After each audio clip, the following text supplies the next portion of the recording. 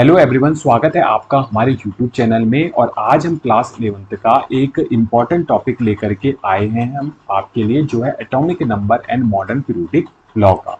Right, ये third chapter है, classification of elements and periodicity in properties. इससे पहले एलिमेंट के जितने भी क्लासिफिकेशन हुए थे उनमें एक इम्पॉर्टेंट जो चीज थी वो क्या थी बच्चों? फंडामेंटल प्रॉपर्टी क्या माना गया। ठीक है, फंडामेंटल जो प्रॉपर्टी थी वो क्या थी? एटॉमिक वेट थी। Atomic weight, right. अब यहां पे जो है हेनरी मोजले एक साइंटिस्ट हुए, उनका नाम क्या था? हेनरी मोजले।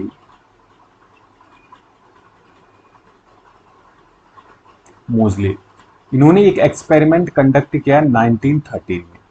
अब ये जो एक्सपेरिमेंट इनका था ये काफी इंपॉर्टेंट था हमारे एटॉमिक नंबर तक पहुंचने के लिए, राइट। क्योंकि इससे पहले हम क्लासिफिकेशन किससे कर रहे थे? एटॉमिक वेट से। और ये एटॉमिक वेट से जो हम क्लासिफाई कर रहे थे एलिमेंट्स को, ये ज्यादा कारगर सिद्ध नहीं हुआ। ये हमने देख लिया था किसमें? जब हम मेंडली पीरियोडिक लॉ को पढ़ रहे थे तो उन्होंने अपना ही लॉ फॉलो करना बंद कर दिया था। तो कहीं ना कहीं एक हिंट दे दी थी कि भाई फंडामेंटल जो प्रॉपर्टी होती है एलिमेंट की वो एटॉमिक वेट नहीं है।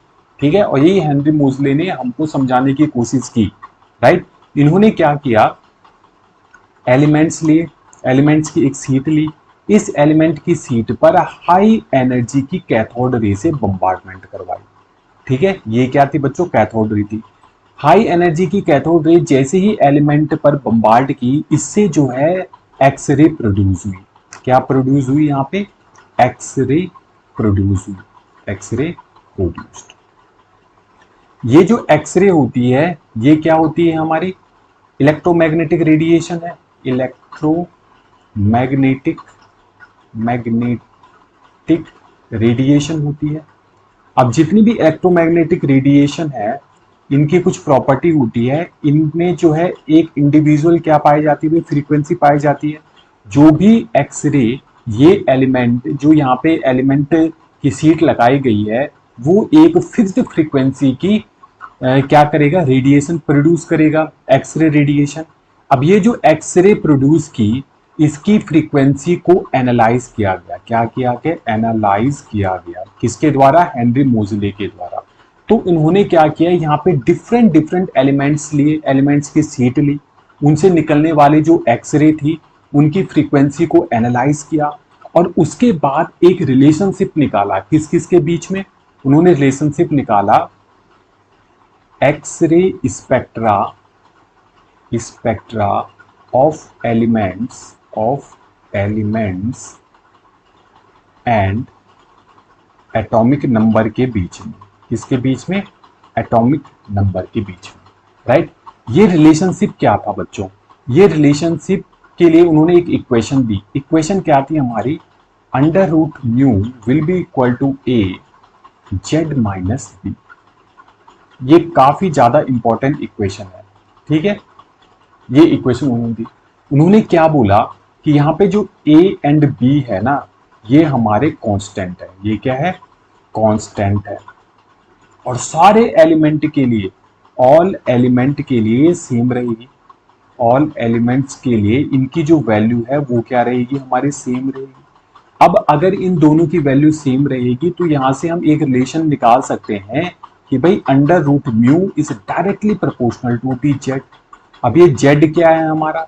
जेड हमारा एटॉमिक नंबर है। जेड क्या है? हमारा एटॉमिक नंबर। और ये जो म्यू है ये क्या है? ये फ्रीक्वेंसी ऑफ दी, ये है क्या है? Frequency of the emitted x-ray. ठीक है, एक्सरे की जो ये एलिमेंट एक्सरे प्रोड्यूस कर रहा है उसकी फ्रीक्वेंसी है, राइट। इन्होंने क्या बोला कि भाई ये जो फ्रीक्वेंसी है ये डायरेक्टली प्रोपोर्शनल टू दी है एटॉमिक नंबर के। तो इन्होंने एक ग्राफ भी यहाँ पे प्लॉट किया। किस किस के बीच में? फ्रीक्वेंसी और एटॉमिक नंबर के बीच में। ये ग्राफ जो था बच्चों, ये ग्राफ निकला स्ट्रेट लाइन, राइट। और ये स्ट्रेट लाइन किस रिलेशनशिप को बता रही है? इस रिलेशनशिप को बता रही है। साथ में इन्होंने एटॉमिक वेट का ग्राफ भी बनाया, फ्रीक्वेंसी और एटॉमिक वेट का ग्राफ, लेकिन वो स्ट्रेट लाइन नहीं निकला। तो इन्होंने यहाँ पर ये जितना भी एक्सपेरिमेंट किया, हमें जो ध्यान में रखना है, हमारे लिए जो इम्पोर्टेंट है वो ये है, इन्होंने कंक्लूड किया अपने एक्सपेरिमेंट से कि जो भाई फंडामेंटल प्रॉपर्टी होती है, प्रॉपर्टी होती है एलिमेंट्स की, वो हमारी एटॉमिक नंबर होती है, एटॉमिक नंबर होता है, और एटॉमिक वेट नहीं होता है। काफी इंपॉर्टेंट स्टेटमेंट इन्होंने दी हमें। हेनरी मोजले का जो ये एक्सपेरिमेंट था, ये जो इक्वेशन थी, इस इक्वेशन को आपको ध्यान में रखना है, नहीं भी रखोगे कोई दिक्कत नहीं है, पर लेकिन यहां से जो कंक्लूजन निकला उसको इंपॉर्टेंट है, ध्यान में रखना होगा।